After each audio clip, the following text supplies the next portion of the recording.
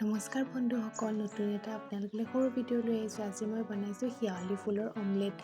অমলেটটো প্ৰথমতে গুলি মই এনেকৈ দি লৈছোঁ আৰু তাত মই শেৱালি ফুল বুটলি থৈছিলোঁ শুকুৱাই, তাত দি দিছোঁ আৰু তাত অকণমান ধনিয়া। এনেকৈ খাই চাবচোন, খাবলৈ খুবেই সোৱাদ হয়।